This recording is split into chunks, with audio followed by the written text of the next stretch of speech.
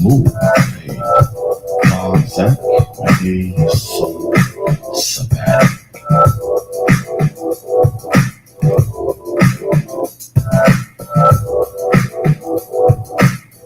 Soul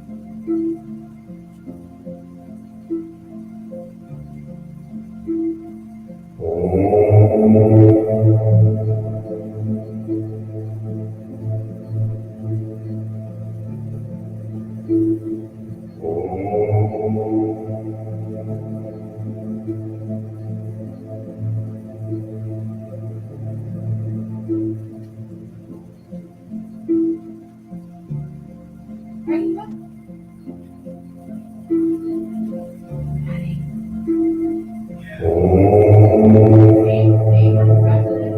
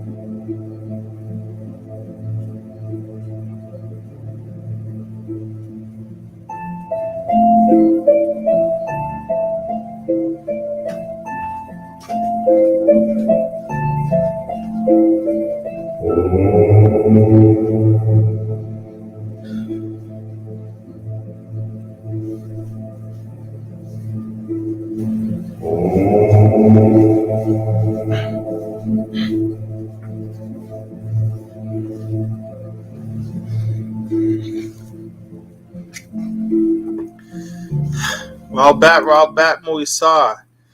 Wu-Sabat. Okay. We are back. Wu-Sabat, Moisar. We are definitely back. Kabul, Moisar, Kabul, welcome. Welcome to our YouTube family. Welcome. We've been away. You guys know we've been away for some time now. Wow, 2 months. And we're back. We are back. We have a lot to cover. So many things to go over. And so much information, that we have to share. And I hope you guys have been studying.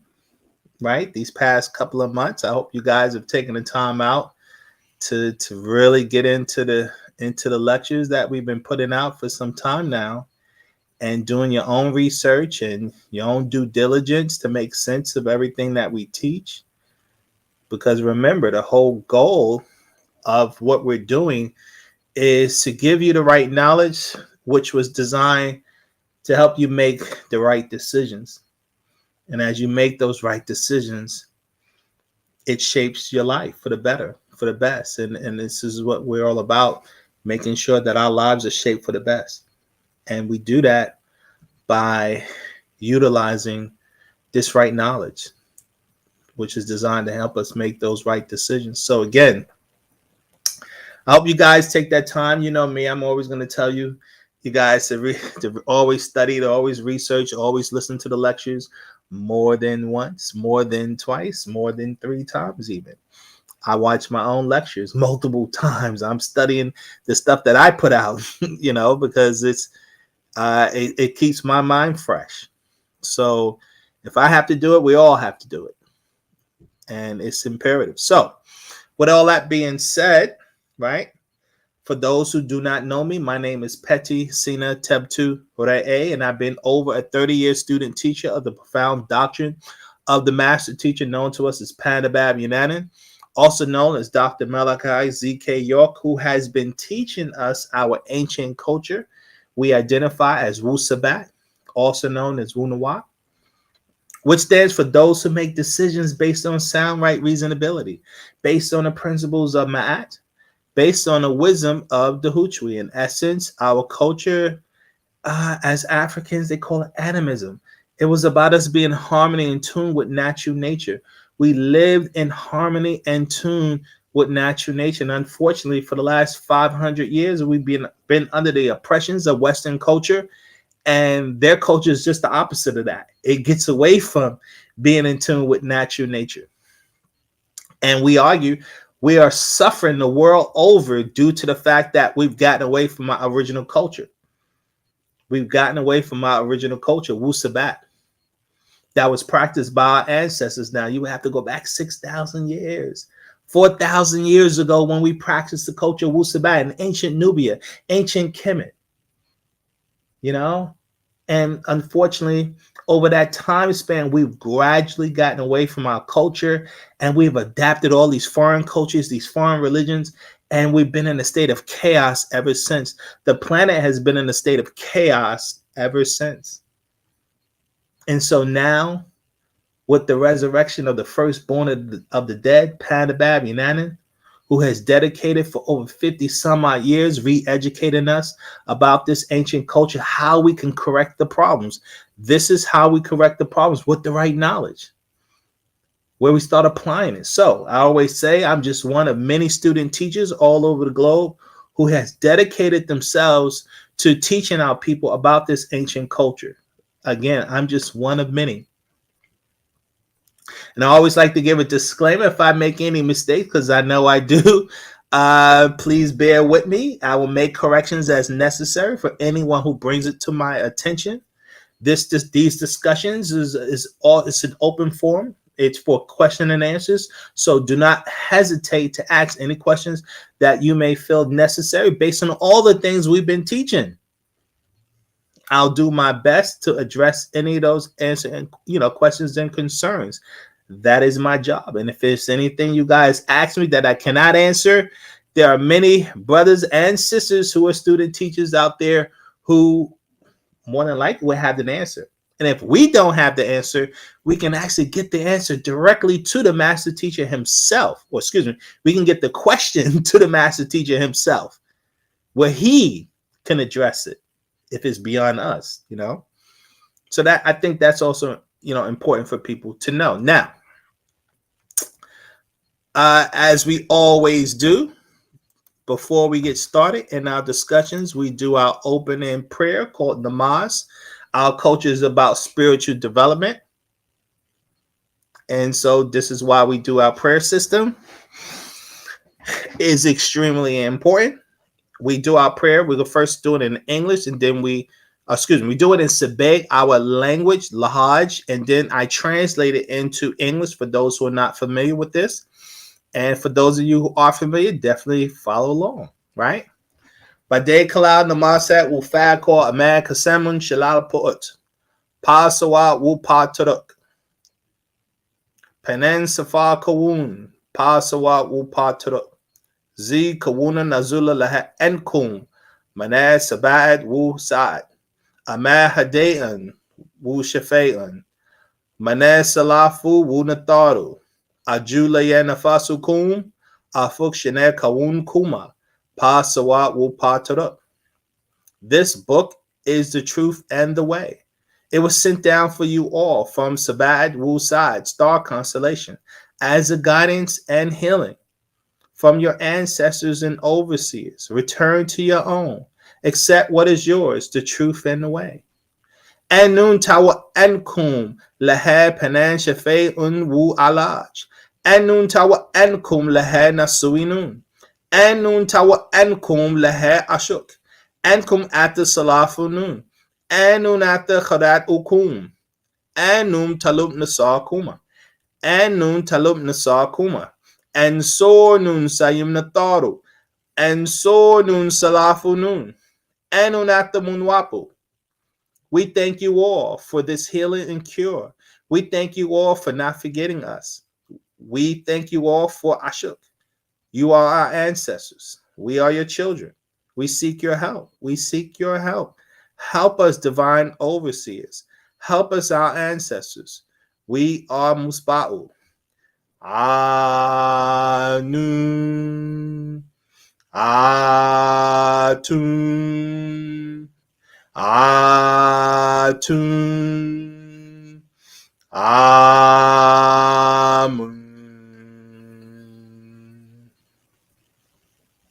Jenna 4. Alrighty then. Now, let's see. We have here.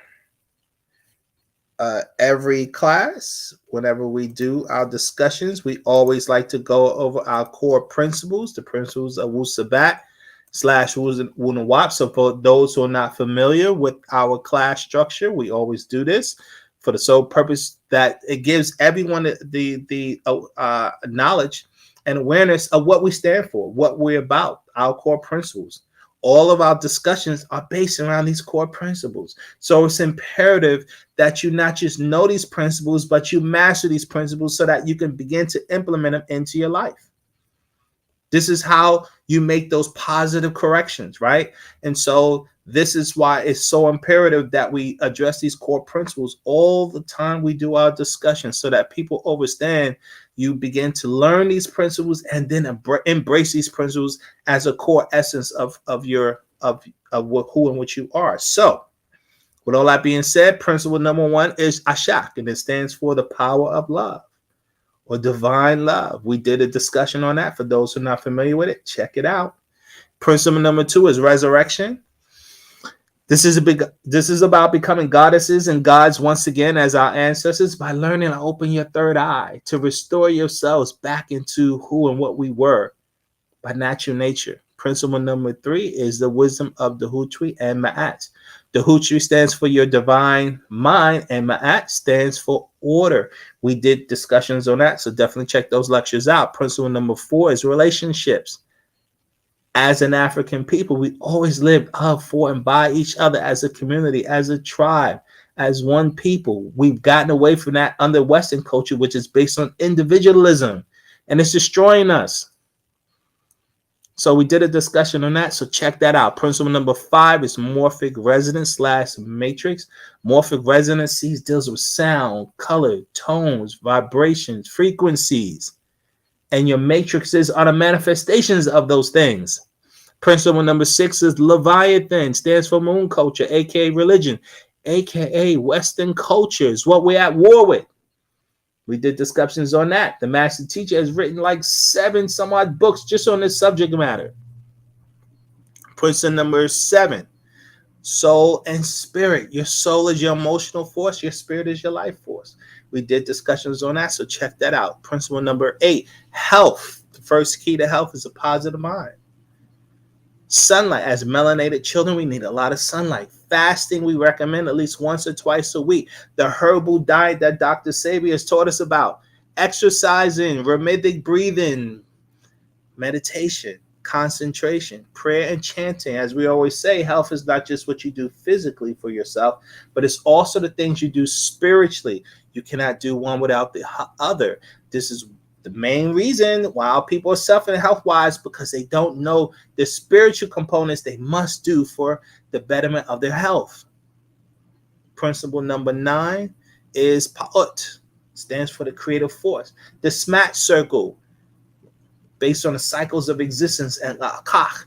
Akach is the energy. It translates to ether. It's the essence, the energies, the primordial forces that all of existence is based on. Today, scientists call it the quantum field force. This creative force that they say all particles come from. That's Akach. The Greeks called it ether. That's how they translated it. We call it Akach or Ach. All right. As Sabians, we have goals. Our goals as students of Wu-Sabat, we have 3 primary goals. Goal number 1 is to raise the self. Goal number 2 is to fight Leviathan. And goal number 3 is to work to build Sabbatia. And goal number 1 in raising the self, you must become born again, as the Christians teach, by learning the culture of Wu-Sabat and live it. Right? Giving up the Western culture for the culture of Wu-Sabat. In doing that, your first goal is to correct your name by choosing a Sabian name and making it known to all. You must correct how you look and dress. It's important to start identifying with your cultural clothing when it's appropriate, of course. You must learn to speak Sabaean. You got to learn a language, guys. You got to learn a language. Language is key for your development. You must study our doctrine every day, which builds your sound right reasoning skills. This is what's going to help you make better decisions by studying the doctrine. You must practice and master our daily rituals to turn yourself inside out. This is how you're going to learn to open your third eye. And the key to all of it is you must always be positive. Goal number 2 is fight Leviathan. This includes working to free Panabab Yunanis. So one of our biggest, greatest fights we have right now against Leviathan. Also promoting Wu-Sabat to become a student teacher, right? And fight the 6 strongest weapons of Leviathan, which are ignorance. Our people suffer from fear. We suffer from ego. We suffer from our anger. We suffer from lust/desires. We suffer from and lies/deceptions. This is what has been given life to Leviathan. These issues. And number 3, we work to build Sabbatia.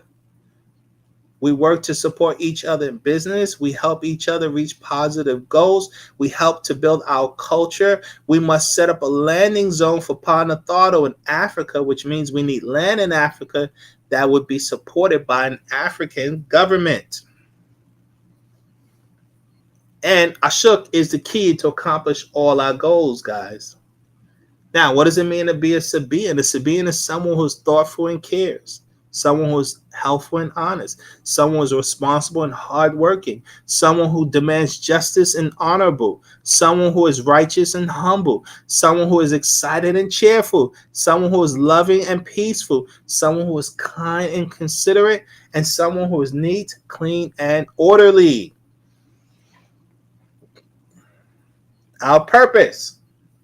As Sabians, our purpose is liberation from adverse forces, guys. Never forget that. That is your ultimate purpose. What you're striving for is to liberate ourselves from adverse forces. So number 1, you must take action each and every day to free yourself of 6 ether spirits inside and out, which includes Black people who are possessed by these spirit forces. 2, acknowledge and fight 6 ether from promoting capitalism, the gay agenda, miscegenation, the so-called equality of the races, and racism, white supremacy. And number 3, learn, live by, and promote the laws/rules of natural nature, and each one teach one. Each one teach one. Word of advice, do not judge this doctrine by watching the behavior of Panabab Yunanin nor his students. Judge this doctrine by the effectiveness of the information, aka information that you personally put to practical use. You have no one to blame but yourself for not being a good student. Don't use the excuse of anyone else. This doctrine is based on your own self-authentication. You have to prove these things to yourself. This is why your spiritual development is key, is primary, because this is how you can learn and know everything we teach is actual facts. It's in your DNA. Know that we are not preachers, but teachers who are dedicated to answering questions until there is a meeting of the minds between the teacher and the student, who then can work in unity, which is the only solution to our problems. Quote, what you do for yourself in kind depends on what you think of yourself in kind. And what you think of yourself in kind depends on what you know of yourself in kind. And what you know of yourself in kind depends on what you was taught and by whom of yourself in kind. Quote, until the lion has their historians, the hunter will always be the hero. Quote, the negative mind talks of what it can't and will not do for self and kind, always complaining about who they don't like or trust, whereas the positive mind always maintains the peace by not complaining about that in which they do not like, but focus on finding solutions to their problems, never allowing obstacles to get in the way of growth.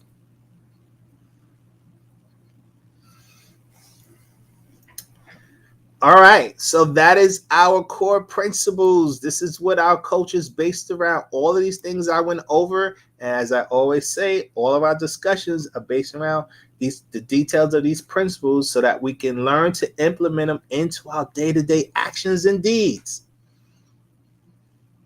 Right? We must not talk about it. We must be about it. We must not talk about it. We must be about it.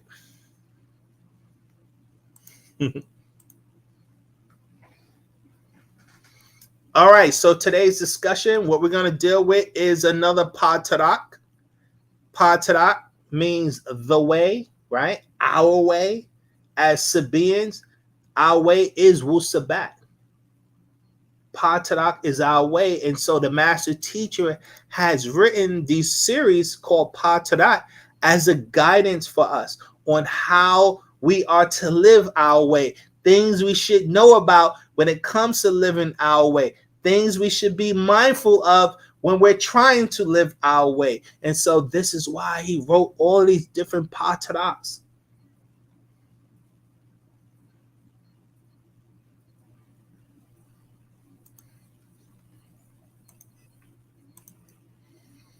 And this particular Taraq, as you guys can see on our screen, called the Prism. You know, I've been meaning, I'm sorry, I've been meaning, I didn't even,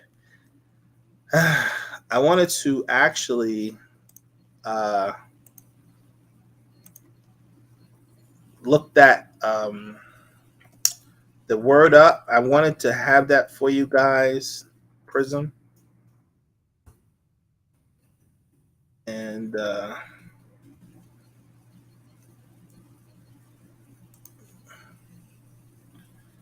here you go. Prism. It's utilized in order to beam light. You take a white light that comes directly from the sun and you beam the light through a prism, correct? And then it splinters into different colors, the rainbow colors, the frequencies of existence, the different vibrations. And each color represents a different vibrational frequency. The most potent of vibrations is purple. The weakest of the vibrations is red. And you figure that out through a prism, utilizing a prism. And these different colors and frequencies and vibrations represents the manifestation of all creation. We as humans have a representation of the color. We represent the purple light or the black light. The disagreeable ones they represent the amber light. It's like an orange. So non-ether is purple And 6 ether is amber, orange. That's what you see that. You see the Hindus, they love wearing that orange. The Buddhists love wearing that orange. That's their frequency. And the Mukasu, the Caucasian, represents that amber light as well as the ghost force, the white light.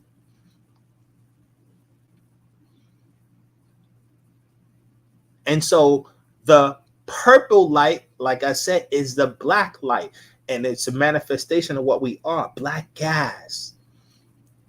But in this frequency and vibration, it shines as purple.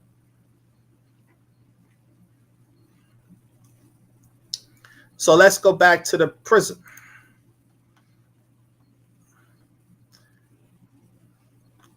The revelations to the Nawapians, Pa Taraq, the prism, Lahakum, means for all. It says Likum, but we updated that word. It's Lahakum. For all Nawab-u, my beloved Kharadu, children of life and living.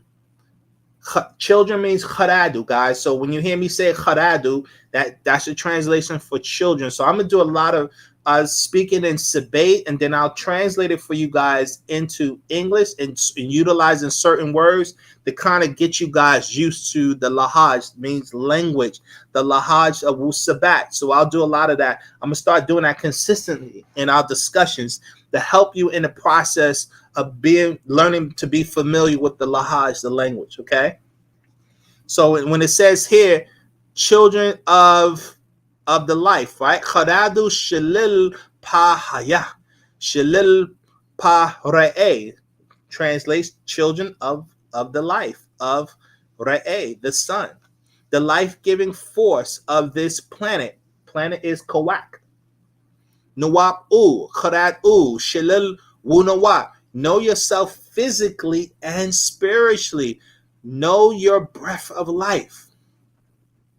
What is your physical life? And can it be eternal in flesh? First, my Kharadu, let me speak of birth and the living being in relation to affirmation, light, and sound. You know of this cycles of colors.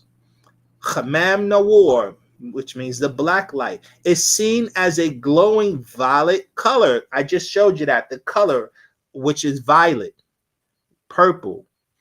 All tashash or chaos, Nawar, lights that exist on the physical realm emerge from the pale white light in creation, from peace to chaos. Called the rays or light becomes separated by washar. Washar means prism. That's how you separate the lights. I just showed you that, right? A prism is a solid whose two ends are similar, equal, or parallel rectangular figures, and whose sides are parallelograms. Transparent body of this form, usually with triangular ends by which light can be reflected. And so that's what we had just showed that a minute ago, right? So you see that this is what he's talking about, this prism that allows light to reflect through it. Okay, now prismatic or prism shape of color is produced by reflection through a prism, producing a rainbow effect, right? And you guys see the rainbow. Now, a rainbow is an arch of prismatic colors formed in the sky by the sun's rays. Rays are single lines or narrow beams of light, heat, or any of a set of radiant lines. To radiate is to emit rays or radiation, transmission of heat and or light, radiance or brightness. Chaos, disorder, confusion state of the universe after physical creation by the birth of lights, white, brightness, the prism. Each color vibrates on its own and its unique properties in creation. The violet ray is the secret of alchemy or transformation, transmutation, metamorphosis, guys. So when we tap into that frequency of the violet or the black light, this is how you're able to transform yourself. This is how you're able to raise yourself. We have the ability actually to transform ourselves into energy. Keep in mind that which is material, all material objects, are properties of energy. Scientists know that you can take matter and raise the vibration of that matter and it transform into a liquid. And if you keep raising the vibration, it can transform into a gas, an energy form. We have this ability once you understand the concept of the black light. So in Arabic, or excuse me, it says as a child does in the womb, which is transformed, right? He's talking about, it means change, growth. The Arabic word al-khamiyah is from the ancient Egyptian word khamat, which means black. In Arabic, it's ham, and in Hebrew, it is Ham. Both is black, as in Ham, son of Noah, or Noon, in their religion, taken from Egypt, and the word khalas, which means placenta. Khalas is an organ connecting the mother means mudutet, or parent menashu, with the transforming mammal in the womb. The physical lifeline, right? The baby is transforming, it's growing within the womb of the mother over a period of 9 months, right, guys? That's transformation.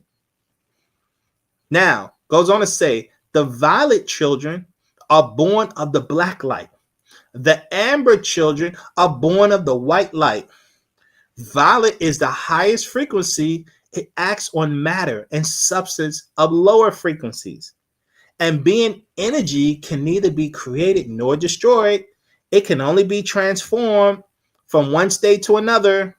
And thoughts also are triggered by emotions or energy in motion. So in fact, all energy ever used, which includes thoughts and emotional energy, exists eternally. In quantum facts, matter is a form of energy. Atoms aren't material substance in all. They are merely small packets of orbs of energy.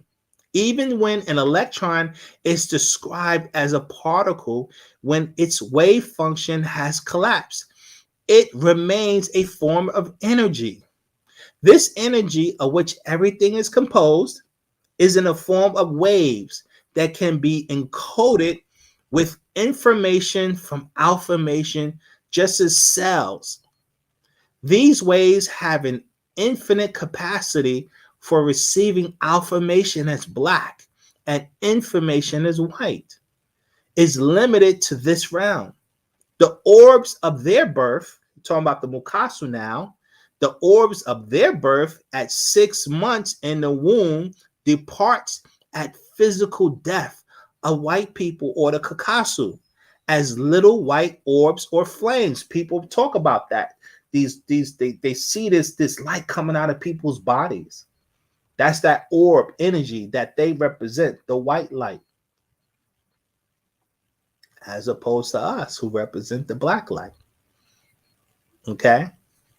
So in fact, all the energy that has ever been used remains encoded with unique individual rays of light in the violet light or the black light, onto higher dimensional frequencies linked to your spirit, which is your ka, your soul, which is your ba, and your achach, which is your ether, which is golden children, or the Nagaru. Now, the Nagaru have their own frequency signature or tone or vibration. So Nagaru are living beings who are packets of quantum energy as a part of the entire all, constantly exchanging affirmation to information with the inexhaustible energy So the master's, guys, the master's explaining that our body is really an energy field. Your body is really an energy field. Your cells, the molecular structure, everything emits and transmits and processes energy. This is important to understand. In fact, the master teacher, we put out another book, right? And let's see if I have it. I hope I have it. Let's see if we have it. There's a book called, I think it's called Freaks and Creatures. I forget the name of it. It's a very important book. Let's see. The Perfect Creatures. Okay, this is it right here. Actual Facts number 49. And let's see. Let's bring this up. Because when you look at this particular book that the master teacher wrote, here he's explaining why the body, how the body processes energy into it. So here's Actual Facts number 49. It's Mumak Wupa Tamim Mukhye Munmak Wupa Tamim Mukhye. That means freaks and the perfect creature. Okay, so that's how you enunciate it. Now, when you're looking at this particular Actual Facts, right? Let's see. We go here to page. Let's see. Where are we at? Okay, so he talks about the humanoid body, the bashar, flesh, and adam, bone, is an electromagnetic semiconductor, and they seek to tap into yours. So the body is an electromagnetic semiconductor. I repeat, the body is an electromagnetic semiconductor. Then he goes on to say the same way you can tap into radio signals. This is why they're able to affect us through their frequencies, their vibrations, the tones they put in the atmosphere, through the TV, the music, the advertisements. All of those things affect us. The schooling, all of their media affects us because our body processes energy. Our body processes energy. Remember, guys, we're melanin dominant, and what melanin does is absorbs energy. That's what melanin does. It absorbs energy, right? So the master teacher goes on to say here, says that the tendons, which is a Greek word, right? Tenin, as you see close to the word tanen or tenun, to stretch in Greek. It means to stretch, right? These are any of the elastic cords of tough connected tissue, which muscles are attached to the bones. So these tendons attached to your bones, right? And you know, Nawab-u, that inside the bones is the seat of Hayah, life, and the demand, the blood, with the marrow in the bones, right? Or the marrow is in the bones, the fatty tissue that fills the cavities of most bones and cleanse the blood within 6 to 9 weeks. Now, so the tendons are in fact composed of twisted collections of collagen fibers. This is what the tendons are within our body that's connected to our bones. Okay. And then it goes on to say this cartilage is a fibrous protein in bone and cartilage. So in fact, the tendons are composed of a twisted collection of cartilage bundles. It's almost like fiber optics. Imagine fiber optics. This is how they send energy, fast transmission energy. This is what this cartilage is in our bones, guys. So let's keep going. Each one composed of cartilage fibers. Cartilage fibers are composed of cartilage fibrils, right? And fibrils, he goes on to say, let's see, or fibrillation, excuse my enunciation, which is a Latin word, why it's hard to enunciate it, but fibrils assembles of molecules secreted outside of specialized connected tissue cells called fibroblasts, whatever. Now, connection tissue fibers are arranged in highly regular arrays. Okay, here's a diagram of what he's talking about. Then he goes on to say, highly regular parallel array of molecules, whether it's in a liquid or solid form. It's called a balar, which is a crystal. The word in English, crystal, is from Greek, or crystallis, which means ice-like, or krios, which means frost. The collagen molecules, here's the key, the collagenous molecules in which all your organs are encased function as a system of liquid crystals. Guys, you know what crystals do? Crystals, what it does is it receives information, right? And it can expel information. It can receive information and expel information. This is why a lot of people in spiritual work, they use crystals, because crystals act as an amplifier, and you can store information within crystals.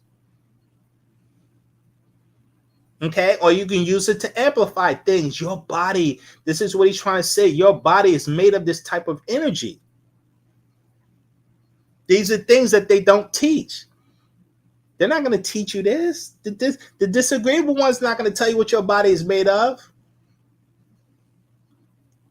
Liquid crystals. So he says the crystals, which are highly ordered array of molecules, are found in several different kinds of tissue, including the DNA in your genes. Genes is yachasat. That's the word for it. Yachasat, genes. The photosensitive rod and cone, sayakat, cells at the back of the ayin. Your eyes have it as well. And myelin sheath of nerve cells, the cartilage muscles, the collagen molecule that make up connective tissue. Muscle tissues, densely packed molecules of actin and myosin. The I can't enunciate that word, guys. Y'all gonna help me with that. That way. It says of cell membranes. And he says Balar at crystals conduct radio waves and are semiconductors. This is what your body is. It's a semiconductor, acts like that. This crystalline structure of the collagen molecules that make up the human connective tissue is a semiconductor. So each race, each salal, lawan, color, wabar, hair, right, and farar, fur, texture, is unlike in many ways. Each has their own station or wavelength of communication of ones and waves, colors and sounds that affect the brain, and as such, the emotional state of the mind. Each race is different. Each race emits a different energy signature, is what he's explaining. So let's go back to the prism. Okay, let's go back to the prism. So now that you understand what your human body is, you're a living crystal, guys.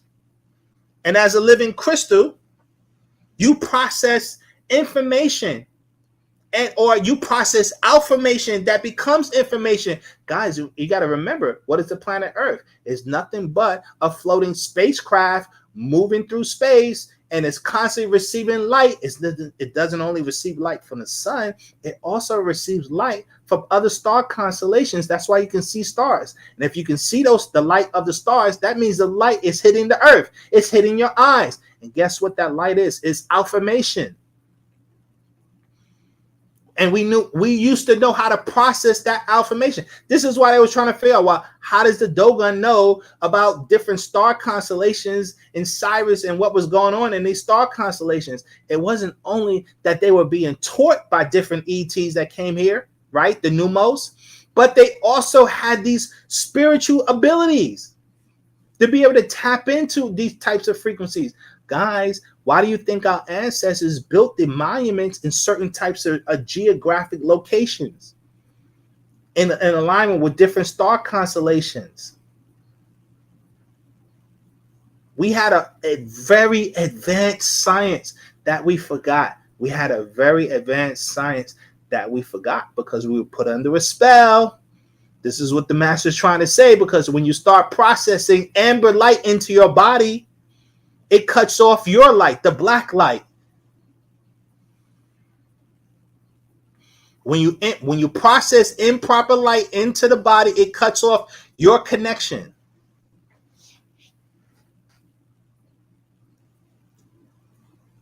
That's right. Apex Superman movie. That's right. You saw that? That's an excellent example in a super. That's how Superman was able to get the history of his ancestors. It was all stored in crystals, guys. For those who haven't seen it, watch the Superman movie. It shows you the science behind crystals. Even that Indiana Jones movie, the Indiana Jones and the Crystal Skulls. Look that up. Watch that movie.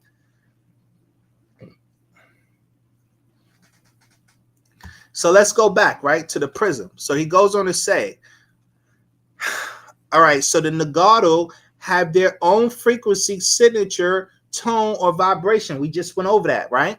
And then it says, then it goes on to say, so Nagato are living beings, are packets of quantum energy as a part of the entire all, constantly exchanging information to information with the inexhaustible energy. Pop, right? That's the universe expanding, the creative force. Now, it's also called 0-point field and is described as an ocean of microscopic vibration in the space or ether. That's what it is. Achach, ether. The 0-point field is nothing but ether. Achach. You know, the Mukasa been talking about. If you're watching on YouTube, they're always talking about the 0-point field, 0-point energy. Look it up. Then he goes on to say, a huge reservoir of mental to physical energy. That's what this 0-point field is. It's mental energy. Remember, all is mind. We've talked about this. All is mind in its different vibrations, from a 9-ether mind to a 6-ether mind to a 3-ether mind to animal mind to plant mind to insect mind. You have different levels of mind. Refer to the wisdom of Tahuti. Let's keep going. So he goes on to say that a huge reservoir of mental to physical energy. So, like subatomic particles, influence all particles instantaneously over time and space. So, like all colors, violet is a wave, and waves can alter other waves through resonance. Waves can alter other waves through resonance, guys. That's why if you put yourself in the wrong resonant frequency, it'll affect you. It has an adverse effect. That's why one of the worst things you can do is put those headphones on your ears or those earplugs in your ears and be listening to their music. It going directly into your eardrums. Those are vibrations and frequencies. Those are 6 ether energy signatures. And it's altering you.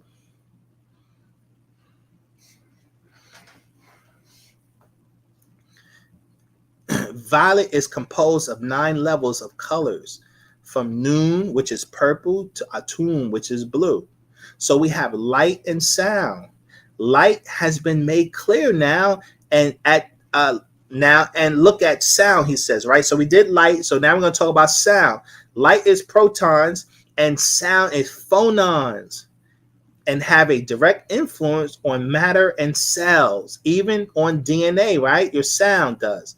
So voices of other races, words, songs, chants can affect your DNA. And being Nagato, vibrate the highest, all others can only do you harm, guys. That's why we don't really supposed to be around them, because they are lower vibrational frequencies.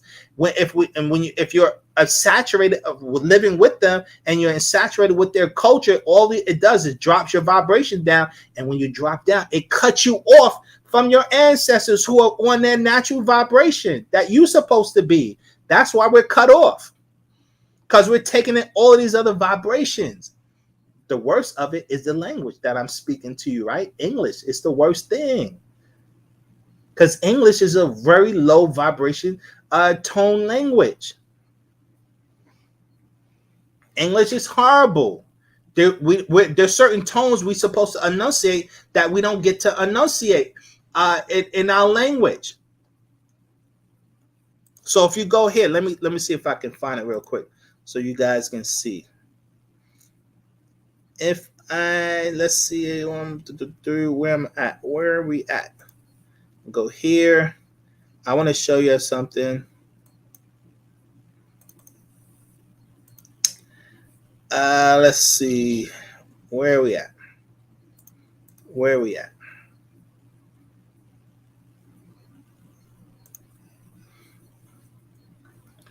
Okay.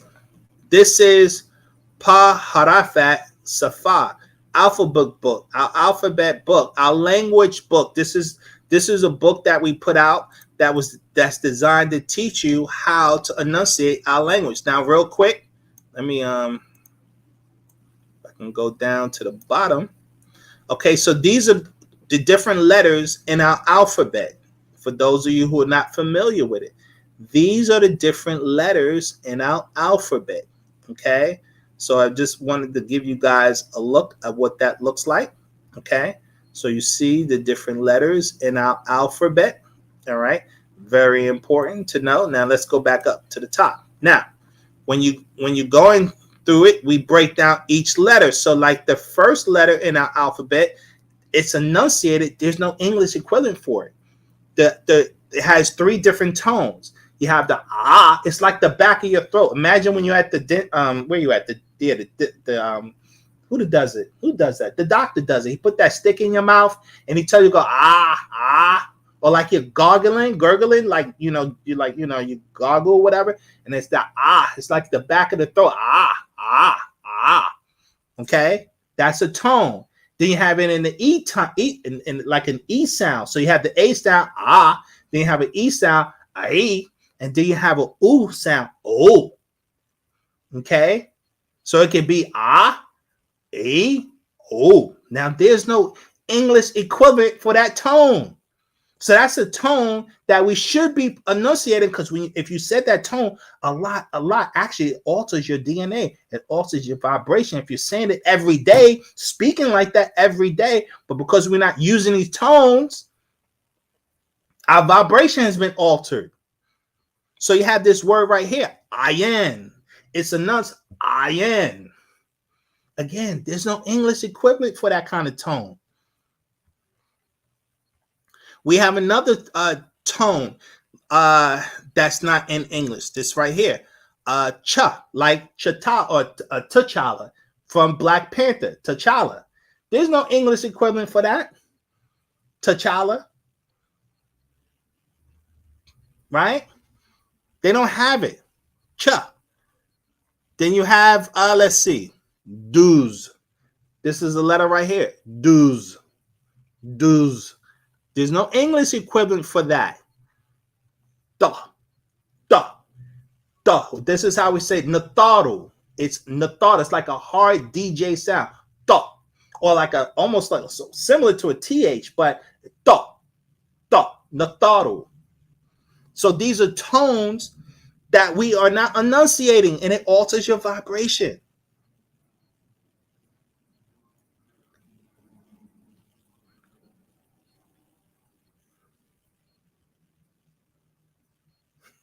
That's right, Glenn. Yes, you're absolutely right with what you're saying. They messed us up. They messed us up. This coach has messed us up. It's sad, but these are the facts, you know? These are the facts. All right, so let's keep going. So now we was talking about sound, right?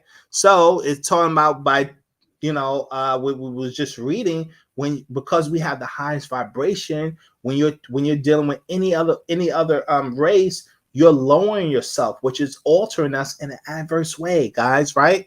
So it goes on to say, if you allow it to enter and transform your inner voice as 6 ether beings do, with their voices and what they call music or their prayers, repeated phrases, invocations, affirmations, gospels, and mantras and hymns. The very sound of their voice over and over is not healthy for you, Nagato. The world of form can be changed by lights and sounds coming into your body.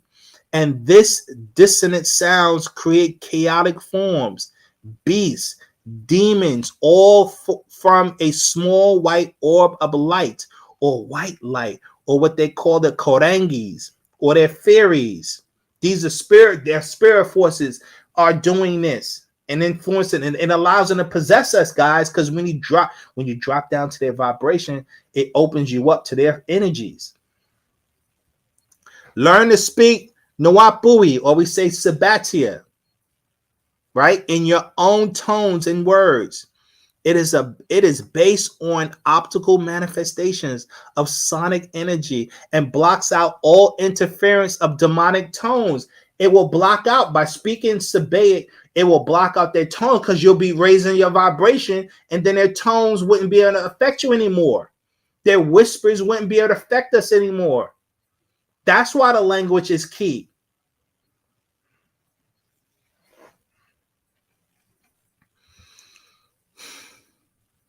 It's about vocalization and visualization, which equals manifestation.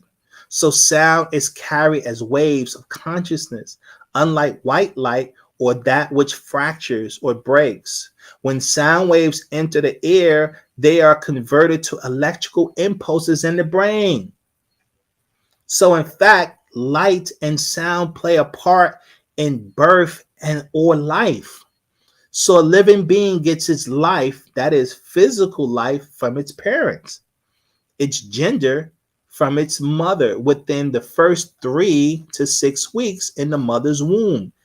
Gender is determined or neuter to hermaphrodite to hermaphrodite.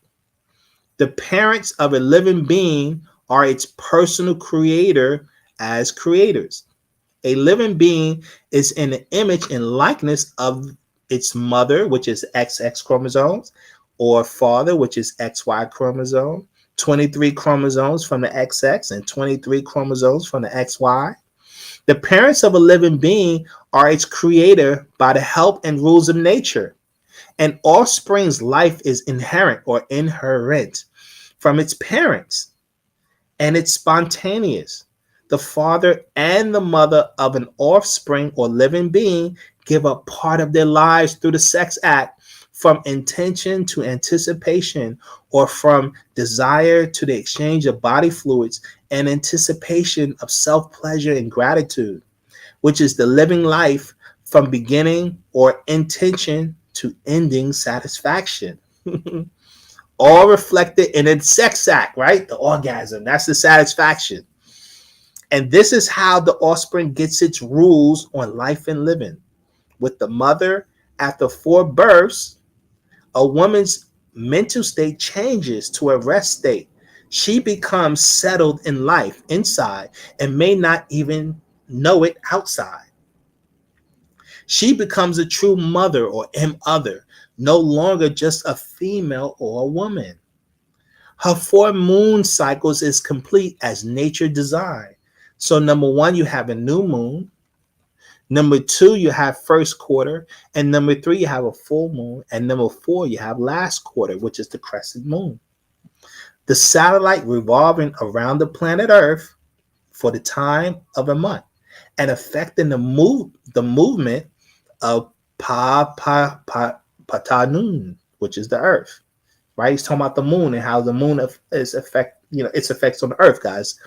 Then he goes on to say, at that time, or the 4th offspring, she no longer creates; she provides for her children, and is a mate to the father of her children. If she has 4 daughters, that's one state of mind. If she has 4 sons, that's another state of mind. And if she mixed them up, even another state of mind. She is a deity of the house. The father, XY, supplies the soul, which is the breath, which is known as the Rawah, and the man, the blood, through his menem, which is his sperm. The mother, which is XX, she supplies the spirit person, which is the nafas. It's in the bone, the adam. They supply the flesh in the jasad, the flesh, right? And the ka, which is spirit, and ba'a, which is soul, and achach is from your salafu, your ancestors, linked to the natharu, the overseers. All this is in the 9 moons or 3 periods of the gestation period by the rules of nature, and it's inherent the mitochondria DNA and nuclear DNA, right? Mitochondria DNA, that's what gives life to the cells. Every cell has to have that energy source. And we receive that from our our mothers. She supplies her mitochondria DNA that gives life to the cells. Keep that in mind. And keep in mind, we have 2 concepts of soul. One is rowa, which is breath, and one is ba'a, the emotional force. And they have 2 forms of spirit. One is nafash, which is your life force, and one is ka, which is your it's what design it just your ka denotes the gender. We're gonna go into that. What type of spirit force you are. Let's see. So it goes on to say, the records of genetic family from the very beginning, the rules of nature and its inherent and spontaneous powers. Know this: without heat, there is no humanoid life, right? You need heat for life. Life itself is a burning. All life outside of the water is a burning, including the life of plants and vegetation. They receive the sun's rays as their eyes, through their eyes, their pores, allowing sun's rays to soak in. Humanoids receive the sun's rays through the eyes once activated from the spark of the sun's energy. Once you open your eyes, this burning or body heat takes place from the solar plex onto the lungs and blood by the breath of life. A person inhales oxygen and exhales carbon dioxide. I repeat that again. A person inhales oxygen and exhales carbon dioxide. Carbon is a residue of burning, or it's the atomic number 6 on the elemental chart, right? C6, carbon. That's the black substance. You exhale carbon dioxide. So that means there's a burning inside your body. That's why they said, what's the body temperature? What, 98 degrees or something like that? 96 degrees, whatever. So there's a burning inside. That burning, that's the energy, that's the ether, that's the spirit being. You're a living spirit. Let's keep going. When it reaches the blood, okay, or excuse me. So carbon is as a residue of burning. That is, carbon is the waste of a burnt substance or gas. So when oxygen enters the lungs, it reaches the blood through the breath. Okay, so oxygen, when you inhale your breath, oxygen, it goes to the lungs. In the lungs, your blood is there, and it burns the blood, guys. So when oxygen enters the lungs, it reaches the blood through the breath. When it reaches the blood, and the acid in the blood ignites the oxygen and burns it. And that burning is the heat of living energy in life. The burning generates natural electricity, or electrobiological science of electrical phenomena in living creatures, in the form of sparks of light impulses in the brain and throughout the body nerve system, guys. This is why the master teacher wrote the breath book, the teacher importance of breath, because this is how you maintain an energy flow, by proper breathing. Unfortunately, most people breathe from the neck up because we live around a Caucasian, because that's how he breathes. You're supposed to breathe from your diaphragm, just below your chest, coming up. This is why, as Africans, we had deeper voices with tone and bass in our voice.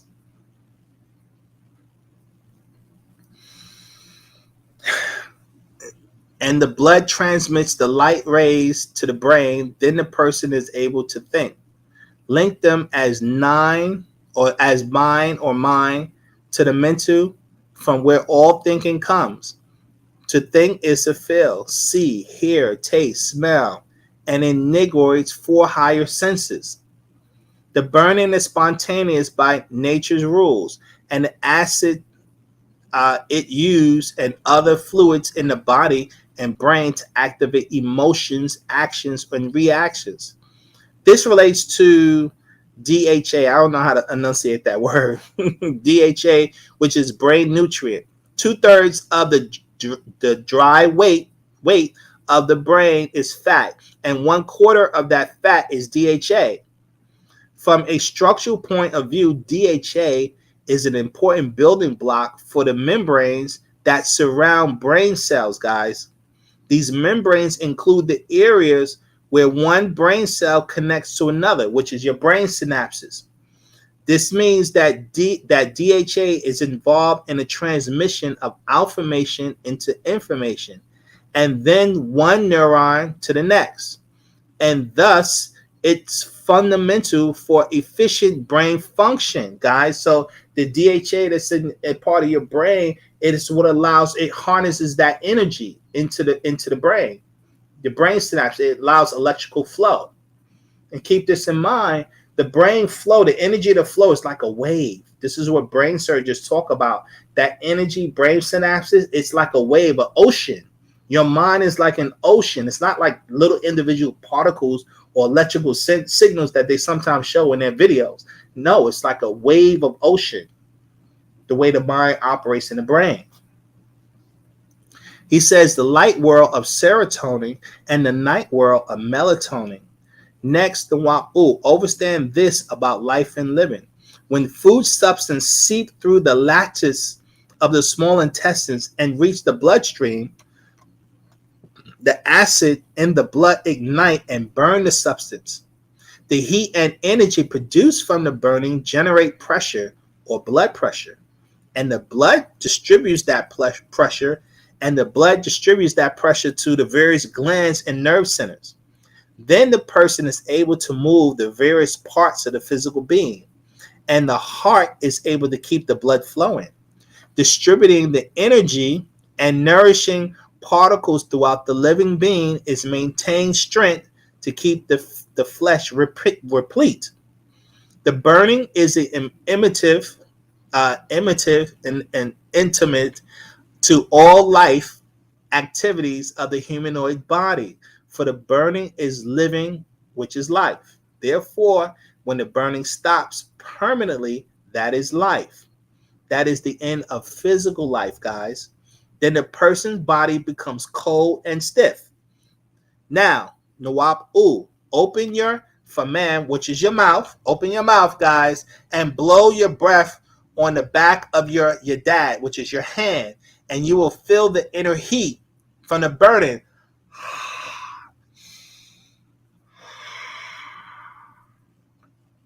Feel that heat. That's that burning inside, right? Now, let's see.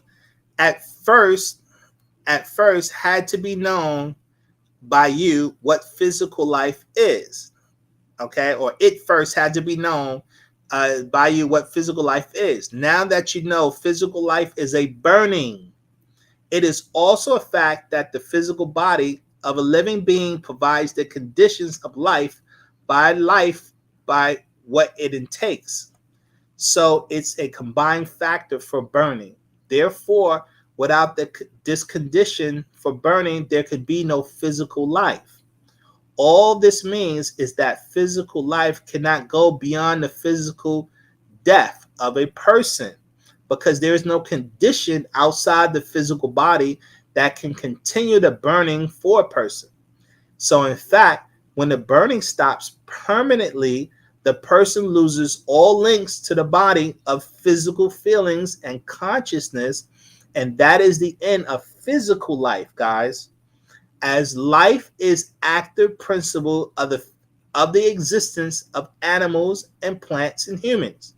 Now, a person's ba, which is soul, is their higher than physical life being. And the head of the ba is the akach, the ether.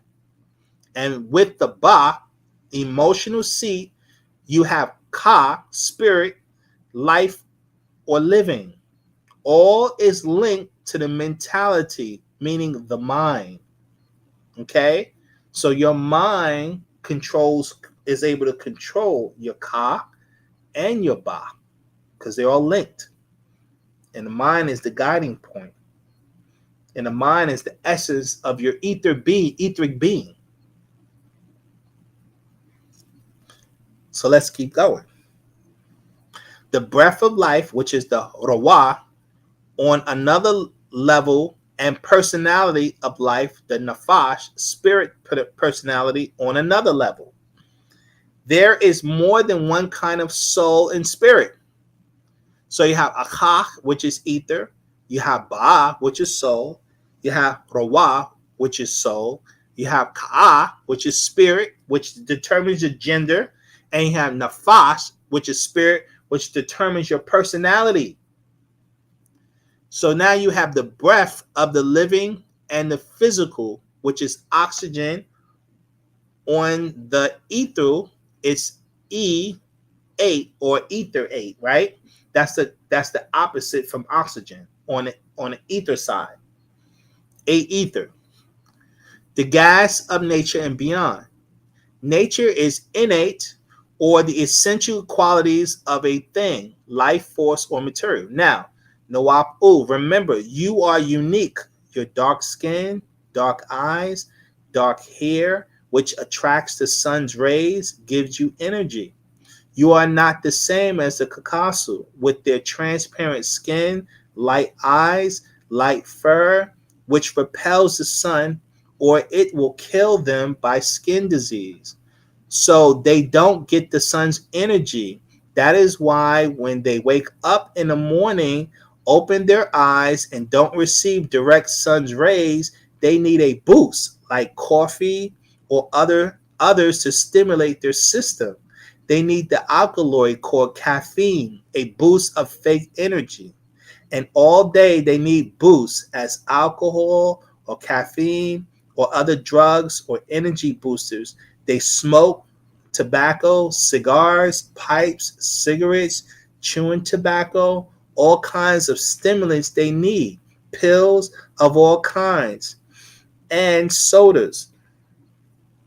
And they try to get you addicted on them to make you hyper or act crazy. They make legal their drugs, smokes, and alcohol, and make illegal what others use, like medicinal, healthful marijuana, used mostly by Nagato the world over. The point being, you are not the same as they are physically. They have a spirit, as do all animals, except the Kakasu do not have a soul. They eat things not healthy and lots of flesh of animals and try to make you eat as they do, which is not healthy for Nagato's blood system. And food affects your burning in your body for physical life. The Kakasu are descendants from the human canine flesh eaters, others of them from Farar as other beasts. They love to fight and kill. It's in their animal nature and not in yours. You are not on the same descendant line of life as they. Don't believe their history lies. You are not the same as them, nor of the same family tree as they are. So don't eat what they offer you. It will make you age fast, become diseased, and die early. You cannot trust Celtics in any way, shape, or form. You need the sun. They run from it or cover their transparent thin skin. Join on to your African people. Eat what is grown from the soil that nature bore for your ancestors and avoid them. This is how the ancients recorded it, guys. Your ancestors. Pa Nafas, which is the spirit, is the spirit body and linked to your mentu or Pa Ka'a, which is spirit, is the body's plasmic being, the person, the spirit being. Okay, so that can get confusing because you have it's two forms of energy, or two forms of the same energy, I should say. Okay, now pa rawa, which is the soul or breath, is the inhale life force, the first breath in the physical world outside of the mother's womb, right? When the baby comes out, they breathe in that breath of life. They become a living soul. Okay? So then you have the ba, the soul or emotional breath, existed ever since creation. That soul, that ba, that's what connects us to nature itself. That's how we link with the forces. And that's something that the other races don't have. The Kokasu, he doesn't have that connection. He doesn't feel the energies of nature itself. They lack that energy. Okay. Now, all four are born or grow out of pa-achach, ether, which exists before creation of spirits or souls. So the ether, everything comes of the ether, including the soul force and your spirit force. Pa nafas, the spirit that possesses the kakasu person, may be good or evil or both. Pa jane, which is the fairy, which Caucasoids or Celtics or Celtics call the Korengnis, who enter the kakasu, pregnant women, in their 6th month as a fire orb of white light. And that is the equivalent of their soul from their Salafu or ancestors, called small elemental beings of Wiccan or white magic powers, goblins, and mischievous evil living creatures. This is their spirit force. That's what gives their body life. They're all possessed with those same spirit forces, guys. These are the white orbs. Many are seen as ghosts seeking the dead. They're Janeu or fairies. They are evil and can be exorcised from the female Caucasoids who have not given over to the Wiccan religions. The spirits that possesses a person, Nagaru, or Caucasoid can be good or evil, in some both, as they pretend to be good or a saint, angels, even Messiah or God, right? These spirits are tricky and trick people. That's why they claim they seen Mary or Jesus or some kind of spirit. And those are those spirit forces. To convert the unknowing and enter their body and use them to do wicked things. Some come into a person at times and depart from them at other times.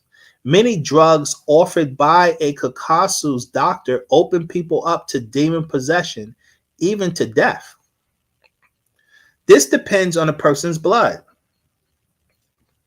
the person's food, the person's sounds, music, voices, the person's lights, TV, cinema, and looking at evil people projecting their light image into your life, and so much more.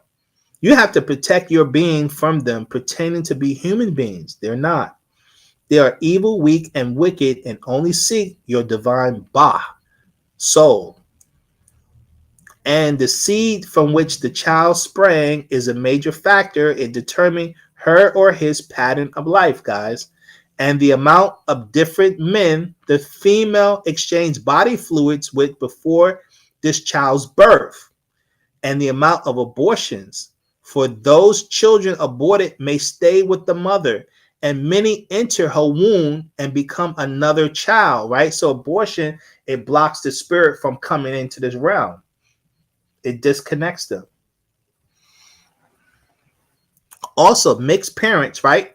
Mixed parents, black, one father black, one mother white. Mixed parents may affect the child because of the 29 ancestors of the mother and 29 ancestors of the father and their own inner voices or spirits.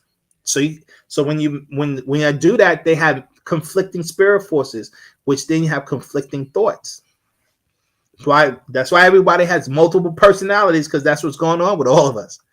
Spirits will most likely take a liking to a person with a nature more relative to their own. If they were a drunk, they may try and make you a drinker. The same with lustful, they will make you a sex addict or whatever they like. They will or may also wish to torment someone's mind, and outsiders think the person is crazy or depression and even dangerous. A spirit can give fake impressions or true ones. This depends on the nature of the spirits possessing the person. All Janeu or fairies that enter at the 6 month, which is the Mukasu spirit forces, right? These fairies that entered at the 6 month are wicked forces and should be cast out of a person before age 9. Therefore, in addition to protecting yourself, protecting your children, protect your womb, females. Know who and what you kiss. A kiss is a genetic kiss. Your DNA is in your saliva and liquid in your mouth. Know who and what you are exchanging sweat with, the moisture which oozes from the skin. Know who and what you're exchanging genital body fluids. Often in your system, their salafu, which is ancestors, can take over your own ancestors. They can overpower your spirit ancestors, guys. They can pass on to you their family diseases, both physical and mental. Remember, you are what you eat and drink. And remember, you must welcome evil into your life. Your body, you have the power to prevent being overtaken by others if you're in contact with your own salafu ancestors. They will come forth and protect you if you reach out and ask them. That is our way as Africans, guys. This is how we protect ourselves, by maintaining contact with our ancestors. It's called animism. And you are called an animist. Contact with your salafu ancestors. Respect them and stay in touch with them. They will protect you as Ka'u, spirit forces. These are the non-ether spirit forces that we're connected to. Just call on them, guys. When you learn to open your third eye, you can see them and talk with them. Spirits or Tarafu, ghosts, just as physical living people, have rules, limitations, restrictions of their own, and those rules are binding by nature. Much like the watts of an electric light and or incandescent glowing light or artificial light produced by glowing filament or incandescent. As incandescent or incantation, magic spell charms by mankind made lights as you see on screens. By them, they can send out their wicked images and incarnate in body and flesh by incentive or arousing feelings inside of the receiver of the evil incarnate or crimson, blood red, their symbol of devil. So by their rules of spirit, if you accept them, they can enter your being and rule your emotions, being they don't have a soul of their own. Remember, this is the living Celtics or Celtics serve their dead, and they need you to trust them, to believe in them, to accept their images, their teachings, religions, legends, fictions. They will fade if you don't accept all they offer or give life to the image of the beast, guys. This is how we get possessed, because our people are so in love with everything the Mukaso presents. And that love, that energy, that passion we give to them, that opens us up to possession. That's how we get possessed. This is what the master's trying to say. You welcome them into you. And when you trust them in any way, they offer your soul to their dead and demon extraterrestrials they call their gods. So spirits have rules, since spirits are in fact conscious gas forces, or fluorescent light is created from trapped gas or neon atmospheric passing an electrical current through a tube containing neon. So you have many forms of light and fire, and spirit appears as a form of conscious gas forces, be they orbs, cloven tongues of fire, or like fire, or apparitions, mist, or vapor. This is how they come, these different spirit forces. They can enter a person at will and leave at will, so long as the entering and leaving are in accord to the rules and codes by which they exist. And as a prism, once the wicked white light enters, it can reflect out other colors or moods to affect those around them. So once the spirit gets inside you, it can affect you emotionally. And that's what they do. Just as their wicked spirits invade people's bodies, the Celtics have and still invade other cultures, religion, lands, and pretend to be of them and take over as they did the religions of Mesopotamia, from dark-skinned people to them ruling the culture or religion, replacing all with their image, as it says, giving life to the image of the beast. It says that in Revelations, which is what people do. Revelation chapter 13. Now they're Jews, Christian, a Muslim, Buddhist, Hindu. They win trust, then invade, then take over. All the world today is invaded by them, working for their bloodlusting deities to cause all the world wars. The same people with new names, those found in Genesis chapter 6, verse 4. Yet this Yahweh or Lord did not destroy all of them in Genesis chapter 6, verse 7, because the gods or Elohim stepped in. Genesis chapter 6, verse 13 and 14. And from this mistake was born from Noah a son of Ham, son of Canaan. Canaan, or Genesis chapter 9, verse 6, talks about the birth of Canaan, right? Because they're the ones who will survive. When their overlords tried to kill them off, they kept one alive, one race, one group of them alive.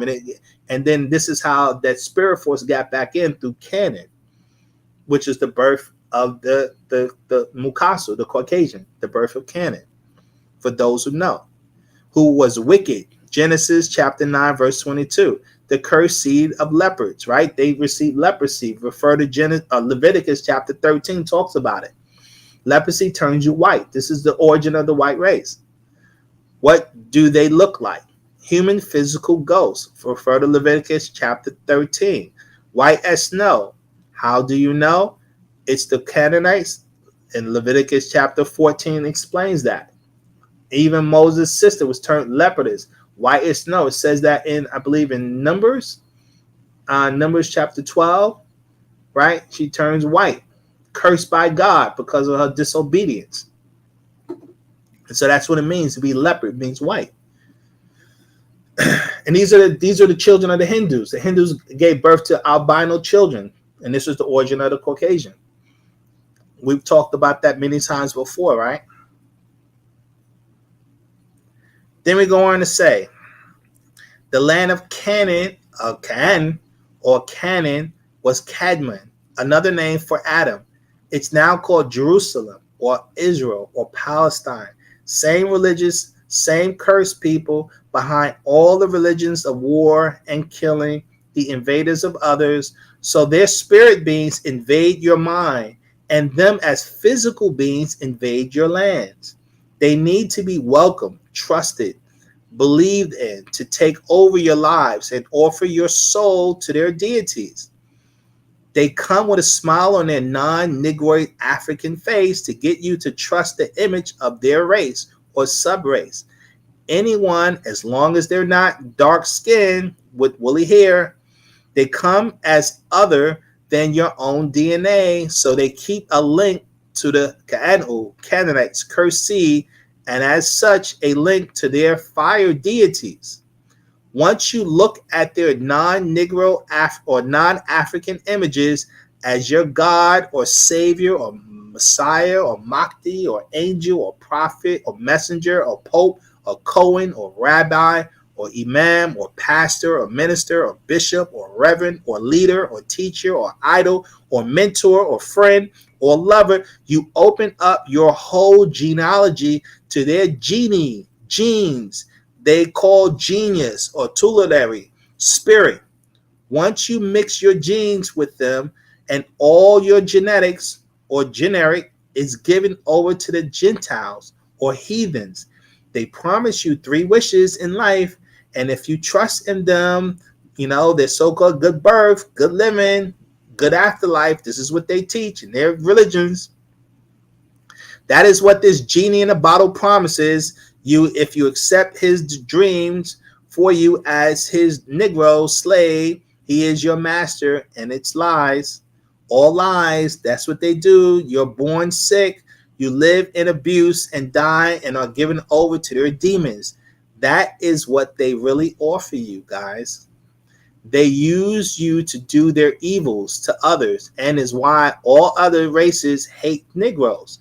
You work for them, you fight for them, you kill for them, you lie for them, you steal for them, you entertain them, you praise them, you worship them, you sleep with them, you try to act like them, die in his wars for them, police his streets for him, act for them, sing for them, dance for them, cook for them, serve them, and wait on them. Try to look like them, talk like them, walk like them. You give them your all. In return, you get nothing from them but racism, hate, abuse, drugs, killing, death, fake religious beliefs, and lies of lies. And don't forget the poison food they give us. He forgot that one. The poison food, the GMO. You will even deny being African to be like him or others and sell your very soul to him. The fortune or misfortune becomes your fate because of the faith you put in others. You're not Arabs. You're not Chinese. You're not Indians. You're not Asiatic. You're not Aboriginals. You're a Negroid. You're a Negado. You're from what is called Afaf Re'e Ka'ah. You're not a part of their bloodline. You're not a part of their family tree. You are unique. No other race on this planet is like you. From your outside appearance to your inside emotions, you are a deity. You are a god. You're the first and will be the last. Your fate is laid out, and only you can give it over to others and their ways. You have your own way, right? So we call Taraq, our way. The fate of a person largely depends upon the spirit forces that accompany them, and that's in their seed from which the person sprang, right? Now, spirit rule provides for the evacuation of all spirits just before or at the time of death of who they possess, right? So when a person dies, all the spirits that possessed you during your life, they leave you at the time of death, guys. Keep that in mind. Yet, the spirit or spirit forces, 29 in all of your own, are permanent. So you have your own permanent spirit forces from your ancestry, right? The invaders must leave from the person's lifeless body because they are not linked to the individual's soul. Keep that in mind. So those spirits leave at the point of death. Your family, your true spirit, stays with you. Now, the soul existed long before the birth of the person, yet they cannot keep the person alive. Only the spirit can bring one back if the soul has not departed the body. If the burning stops and the spirit are still in that person, the soul as a solar being can be called to reunite the body, and no other spirit can take over. If a person exchanges body parts, such as a fake heart or other body parts, this does not change the soul of the person. If the body part is of an animal or other than human, the spirit of that being or animal will enter the person, yet not take over if they have a soul. Okay, guys? So when you take on body parts and these heart transplants we're doing, you're taking on the spirits of those people that organ belongs to. Now, keep in mind, you have a soul as a Nagado, so you can still block their spirit forces. That's important to know. Just as has been proven, if a limb or finger is removed, the force field or electromagnetic field of the body of it still records the finger there, and it is able to be seen. That is spirit power or electrobiology at work, guys. So keep that in mind. Imagine your hand being chopped off. If your hand being chopped off and they have one of those special cameras, they take a picture and you'll still see the energy signature of the hand. You'll still see the energy signature of the hand, your spirit force. You can see it. And that what's that curling on photography has that ability to do that. Because that's lets you know your spirit is your matrix. The spirit is what tells how a body will be, how someone's going to look, how something's going to look. All spirits, every living creature has a spirit force, which is its matrix. So a horse has a spirit, and its matrix designs a horse. Cow has a spirit, and its matrix designs the cow. Same for a roach, same for a butterfly, same for a rat, and same for humans. They're no different. So keep that in mind. As with taking in other bloods, right? When you get a blood transfusion, within 6 to 9 weeks, your own blood will replace it.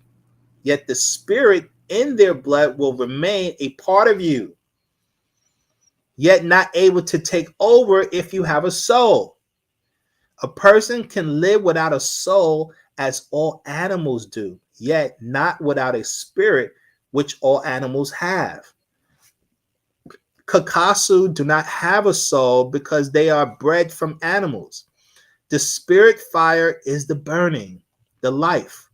The burning is what keeps the person physically alive, and the light from the burning is transmitted to the brain and is what keeps the person or animal conscious.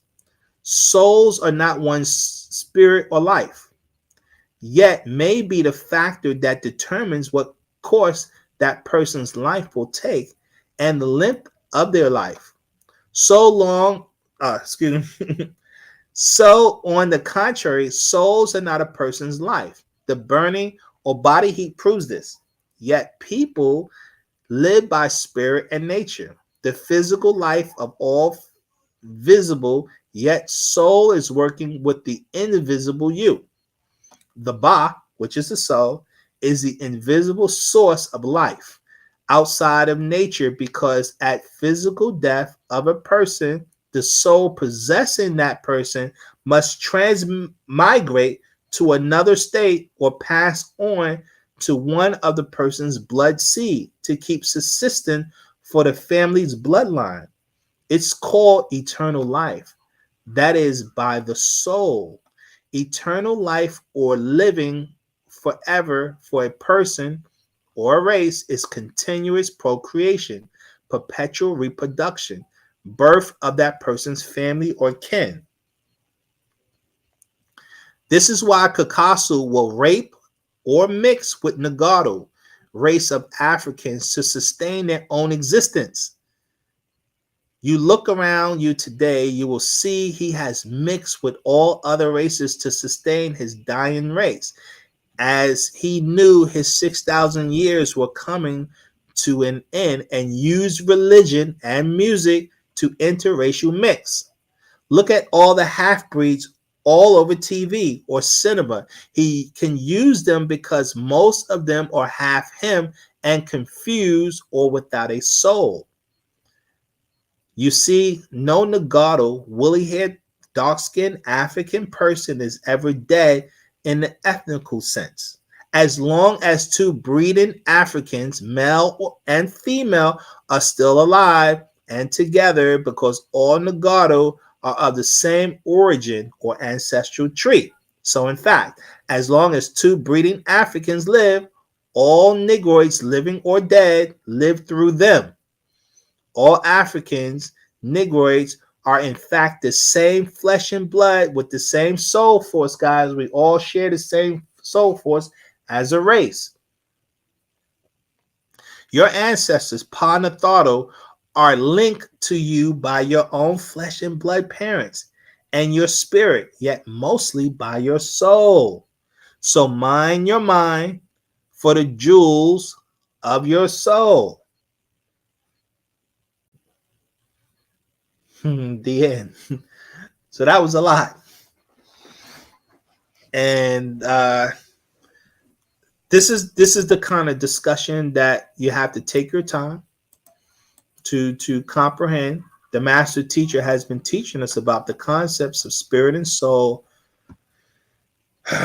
for 50 years now. So these are things we've never been taught, that there's a difference between one having a spirit and one having a soul force. But this is information, this is right knowledge that you need to know about yourself. Because no one's going to teach you this, because no one has the right knowledge over this, because they confuse, in the religious world, they confuse spirit and soul and spirit. They think is one of the same. They don't know that there's a distinction. Well, it's understandable, because the Mukasa doesn't have a soul force. So why would they know there's a difference? So this is why there's a confusion when it comes to these things. But as students of Wu-Sabat, it is your obligation to understand who and what you are by natural nature. And that's why we teach these things. You must know who and what you are. They're not going to teach us these things. You know, it's not their job to teach us these things. So, we put out a book. I've talked about this before. This is a book that came out, I believe, in 2001. And it's titled, What is Spirit and Soul? And the reason why I wanted to bring this book up, because we're on this discussion on spirit and soul, and the master teacher does a little diagram here, as you can see, in a circular format. So you have here the physical body is this outer line in the circle, the physical body, right? This is you, the physical body. Then within you is that spirit force, that energy force. When I said if you cut off your hand and you're able to take a picture with Curlian photography, right, a certain type of photography, you'll still see the energy image of your hand. It's energy. That's your spirit force. It's there. Now, within your spirit force is the soul force inside. See that soul is inside. It's another essence. It's of a higher energy format. It's of a higher energy format. It's another essence there. And this diagram is trying to explain that.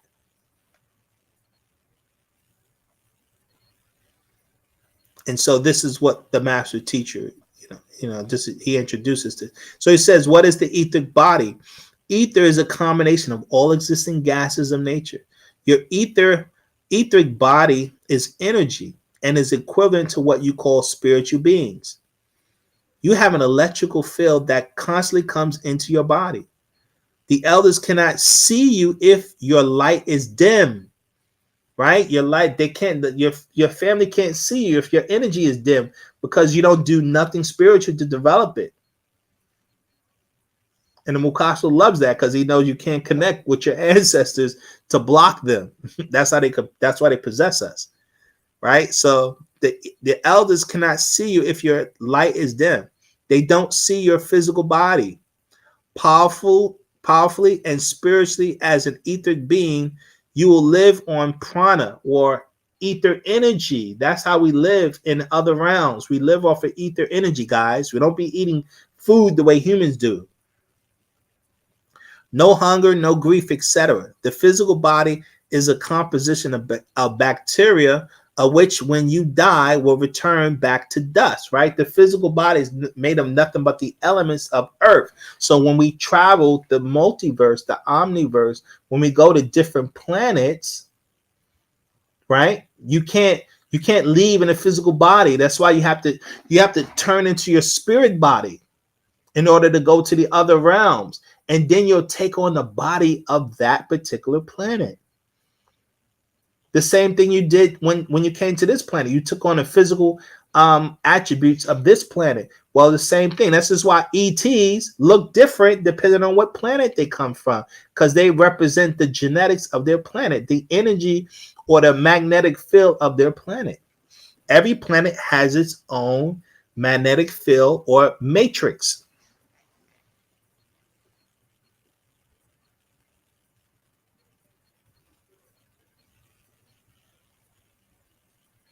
Question from T Tiger: what brings or who chooses our soul to come here only to return back to our ancestors and to repeat? Well, see, we talked about that before, T Tiger. The only reason why people come back or reincarnate is because they lose connection with their soul force. This is why we're teaching what we're teaching, so that people can maintain connection to your soul force. Because when your physical body die, right? Your physical body die. So what has to happen is your spirit, which is your personality, has to be able to connect with your soul force, because it'll separate at death. And that only happens because we never do anything spiritually to maintain a connection to the soul force. We disconnect at death. And so when you disconnect from your soul force, you can either be a what we call a disembodied spirit, where you can't even incarnate anymore, or you reincarnate and start again. And then you reconnect with a soul force. And so that's what happens. So it's not someone's deciding that, like some God or anything. No one's deciding that. That's just a natural thing that happens within nature for us. All species within nature has a natural process of existence and how they exist in nature. And that's how we exist in nature as living beings. Animals have a way they exist. Plants have a way they exist. Insects have a way they exist. And we as humans have a way. And the different races, depending on your energy signature. Everyone is different. So I hope that makes some kind of sense. But again, it does take time. I've been studying this concept for years now, that the master teacher has been teaching us about this, because I think it is a complex subject matter, due to the fact that no one's ever taught us that there's a difference between a soul and a spirit. No one teaches that to this very day, because no one knows, because you would have to be a spiritual master to understand the difference. And that's who the master teacher is. The master teacher is a spiritual master. That's what makes him unique. So he understands all of these concepts. Most of our people are not spiritual masters, so they don't understand these concepts. So they can't teach it.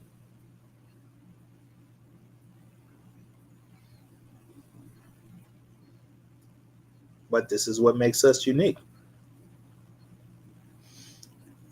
We're being taught by a spiritual master teacher.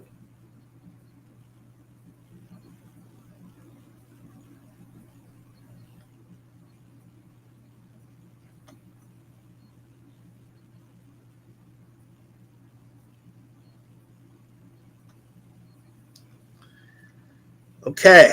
So, maybe I should read this question right here. Question. So if you are an emotional person, how will that affect your soul? Answer.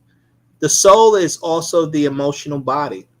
So if you have a good emotional body, you feed your spirit, and you'll have a good spirit. Negativity, bad thoughts, depression, etc. makes you spiritually sick, and your soul is cut off from the etheric world.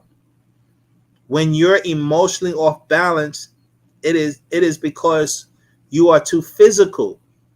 You must realize that the physical self is not the real you.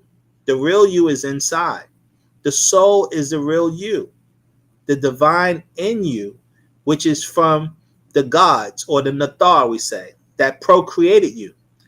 This is why it says in John chapter 10, verse 34, and I quote, "Is it not written in your law, I said ye are gods, and all of you are the children of the Most High?" End quote. Now, you can control the outer you because you can move your arms and legs. But there is something greater that controls your heartbeat, your digestive system, the blinking the eye. And that is the inner you, the real you. That's another part of the real you. When you stare at yourself for a long time in the mirror, you see your face begin to change. That you that you're looking at is the inner you, and it will tell you the truth. It will tell you this is wrong or cut the bull. When you feel yourself fighting inside, that means there is a battle going on between 180 degrees agreeable and 180 degrees disagreeable. To do agreeable or disagreeable things, only one must prevail. This is his willpower enabling man to make his own decisions, therefore making him responsible for his own actions. Question: Are these etheric beings that will take us to the next level? Answer: They are what you call guardians. We're talking about the Natharu now, or guardian angels from the planet Risk. These guardians are your Etherians who transform to Riskians, just as you transform from a fish into a human being right in the womb of your mother. What you call death is transforming from one state to another. Riskians are from the 8th planet Risk in the 19th star constellation of Ilion and are 7 feet tall with silver hair and very similar to angelic beings in human form. They are the providers and they police the universe in respect, as far as being responsible for living things and keeping the universe in balance as it expands, right? So I showed you guys the image of the Riskians many times. Okay, it won't come up. I don't know why it won't come up. I had an image of them. Let me see. I mean, we've seen it. We showed it, but it's good to show it again.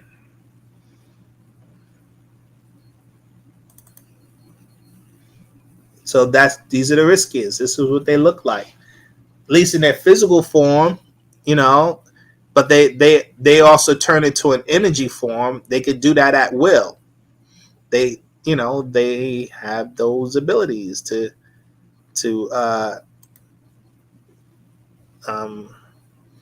go back and forth the way they look. So this is what they are in the energy form, as energy beings.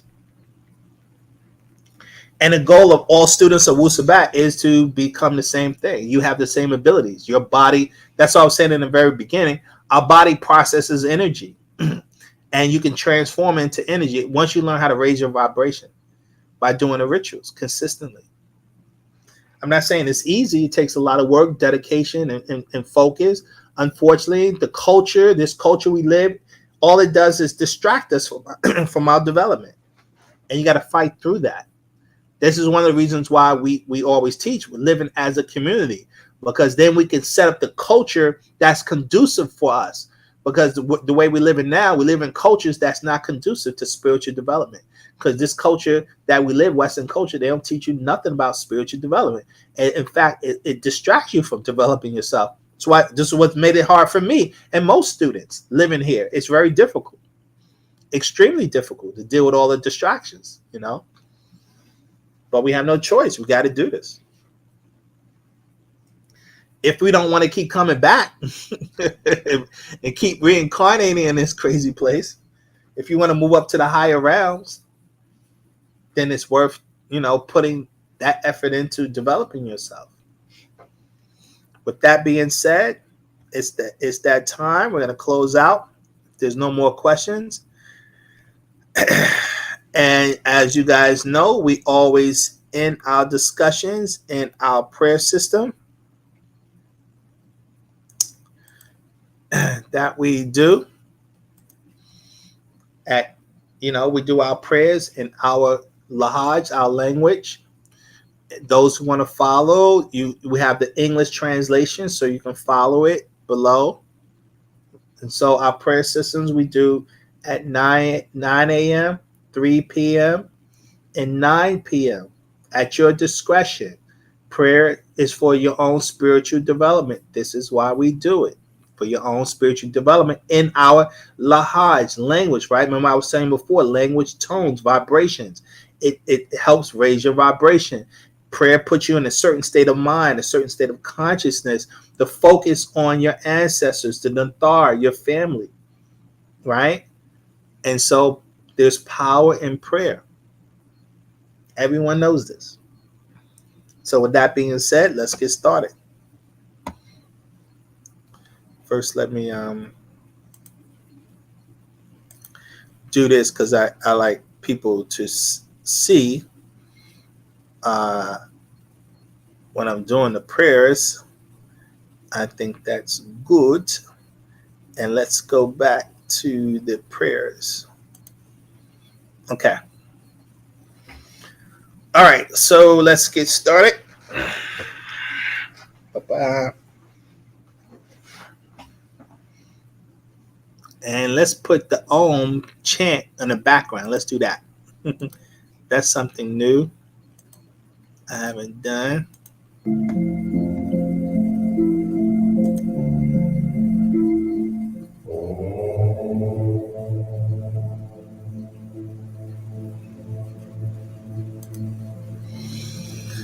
Okay.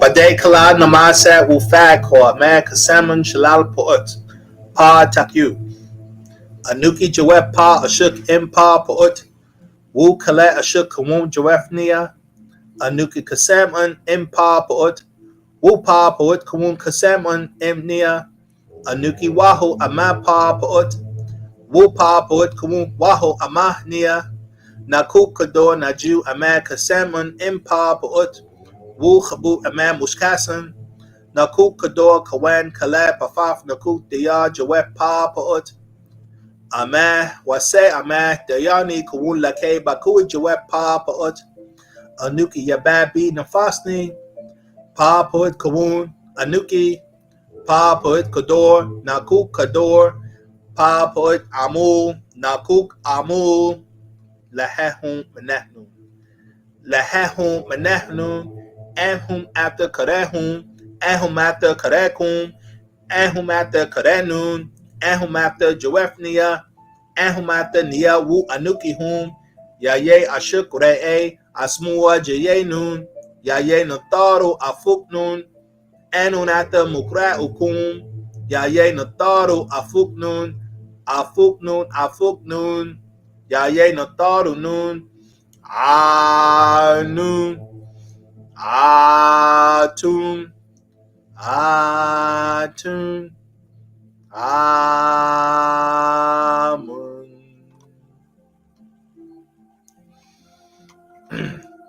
Namazo Wahu, Yaye Mufaku, Yaye Hu, Yaye Hu, Yaye Nataru, Yaye Soye, Yaye Soye, Yaye Nataru, Yaye Hika, Yaye Hika, Yaye Nataru, Ankum Atapa Mufaku, Yayehu, Yayehu, Yaye Nataru, Ankum at the Pa Mufaku, Wu Anu at the Mukra Ukum, Wu Ankum at the Musanun, Yayehu, Yayehu, Yaye Nataru, Aro Muklasnun Atum Ree, Yayehu, Yayehu, Yaye Nataru, Namazo Atu, Aron Hu, Yaye Mukdam Wafudnun, Ankum Mane Yake Laduda Muslafunun, Wu Musarunun, Mane Yake Sawura Paba, Mane Yake Kawuna Ka'u, Mane Yake Ata Akhak, Mane Yake Kawuna Bashar Wu Damam,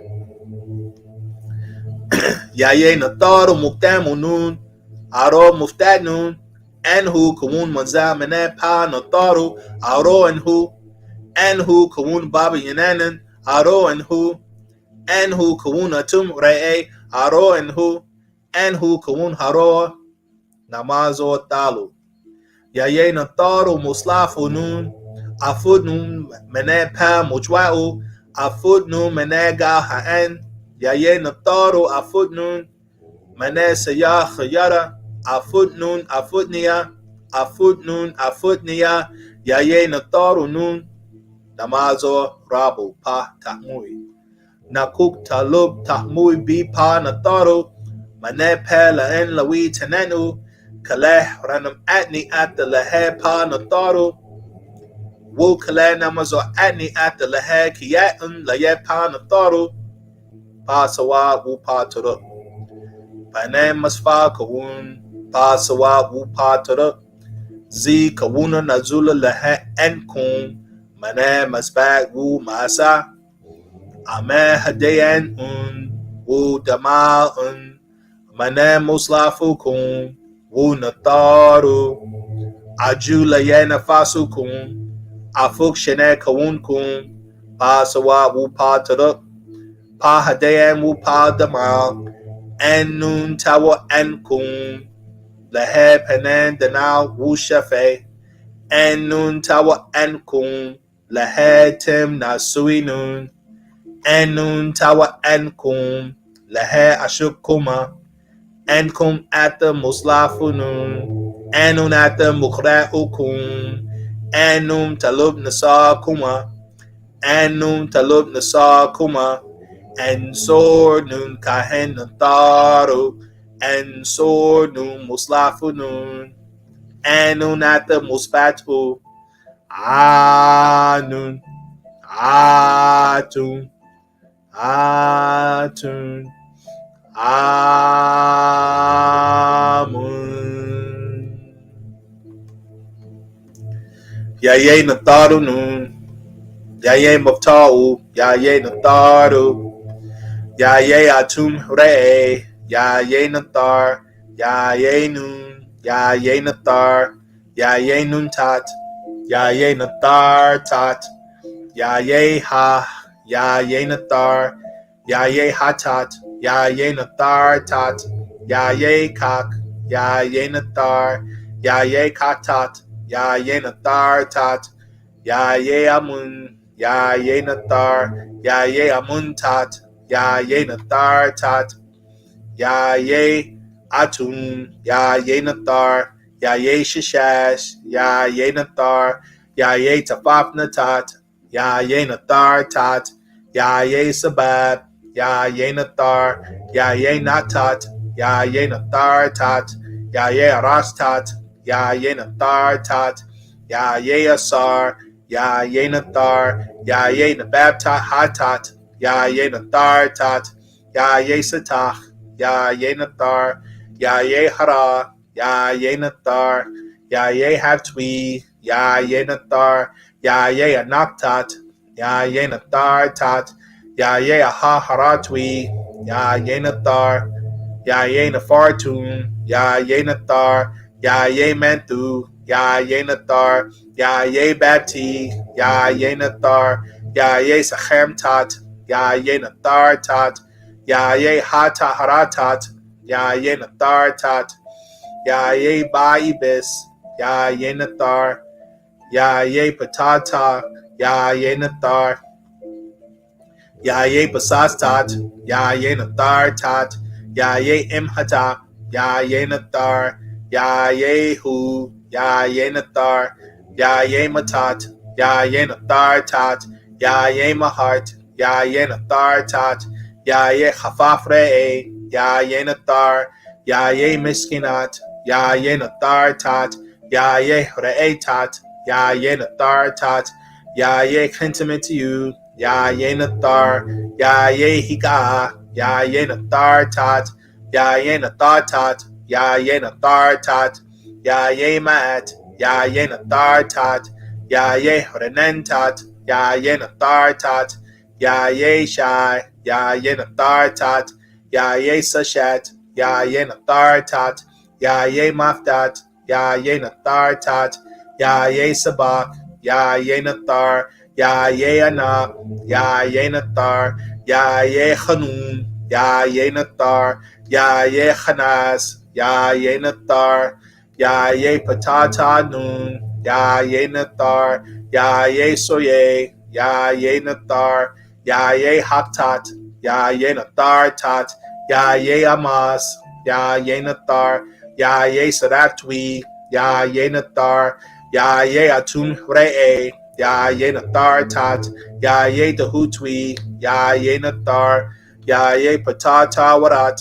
Ya Ye Nathar Tat, Ya Ye Sakar Tat, Ya Ye Nathar Tat, Ya Ye Ha, Ya Ye Nathar, Ya Ye Neheb Ka'ah, Ya Ye Nathar, Ya Ye Sakar, Ya Ye Nathar, Ya Ye Ba'ah, Ya Ye Nathar, Ya Ye Akar, Ya Ye Nathar, Ya Ye Imharatat, Ya Ye Nathar Tat, Ya Ye Wapawatat, Ya Ye Nathar Tat, Ya Ye Sakhat Hatat Tat, Ya Ye Nathar Tat, Ya Ye Merita Sakar Tat, Ya Ye Nathar Tat, Ya Ye Soye Tat, Ya Ye Nathar Tat, Ya Ye Garatat, Ya Ye Nathar Tat, Ya Ye Asat Inu, Ya Ye Nathar, Ya Ye Bahatat, Ya Ye Nathar Tat, Ya Ye Chanam Tat, Ya Ye Nathar Tat, Ya Ye Manaktat, Ya Ye Nathar Tat, Ya Ye Chamem,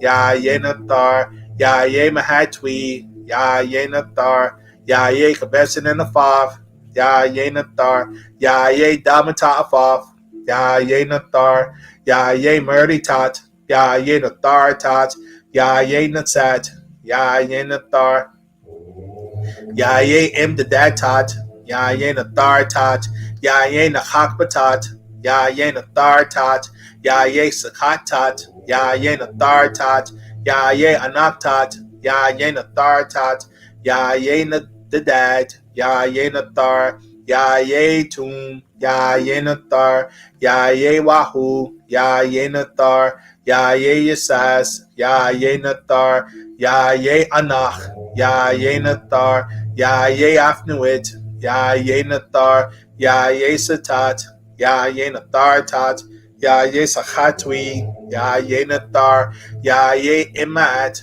Ya Ye Nathar, Ya Ye Nanah, Ya Ye Nathar, Ya Ye Imnuit, Ya Ye Nathar, Ya Ye Imsatatwi, Ya Ye Nathar, Ya Ye Mukdal Tat, Ya Ye Nathar Tat, Ya Ye Rahashafaf, Ya Ye Nathar, Ya Ye Maratwi, Ya Ye Nathar, Ya Ye Amun Re'e, Ya Ye Nathar, Yehu, and Ata Kaled Jawef Pa'ut, Nun Re'e, Tun Re'e, Tun Re'e, Mun Re'e. Yaum.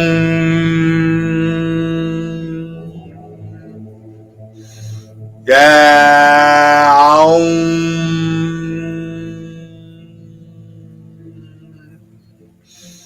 Amun.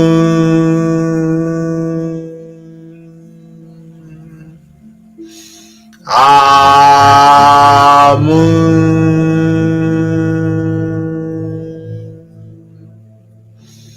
Amun.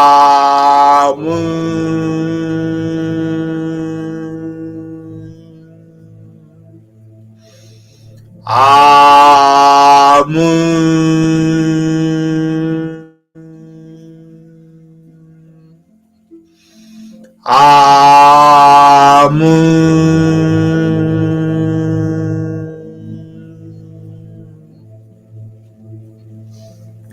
Jennifer.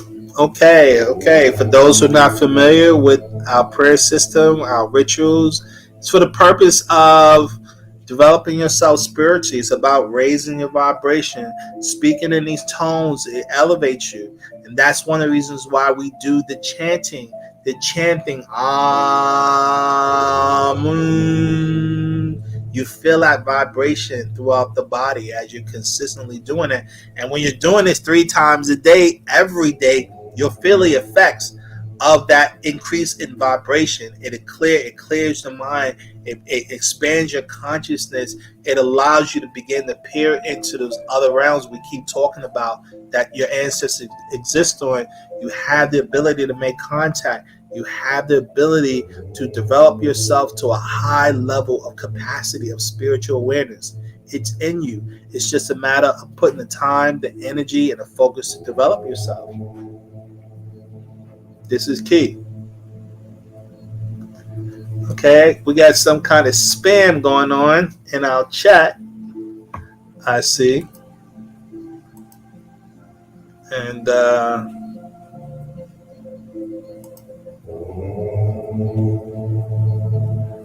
yeah, interesting.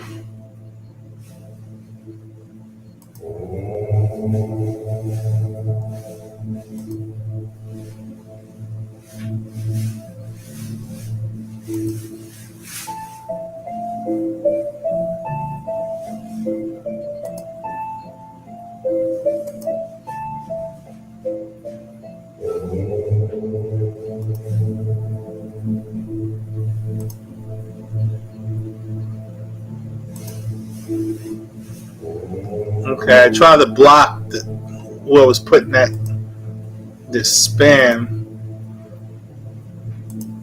in our chat.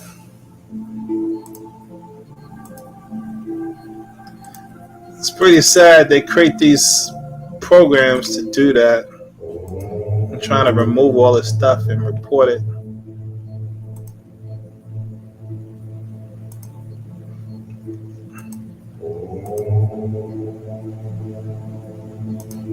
It's amazing they create these types of software.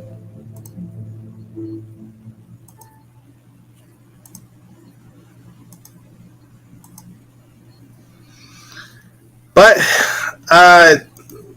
hopefully, you know, this is it for us, guys. We're gonna close out. I hope this discussion has been extremely informative. We will be back next week, right? We will be back next week, so definitely do not forget us. We will be back.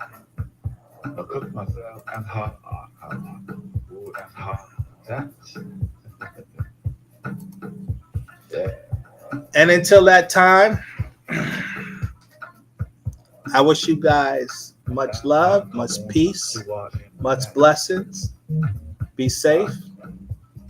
And if anyone have any questions or concerns, do not hesitate to put it in the chat. Talk to us. Always put a thumbs up. Spread the word. Let people know what we're doing. Let people know we're the ones with the solution to the problem. You know, don't forget us. Spread the word. Why do Muisar?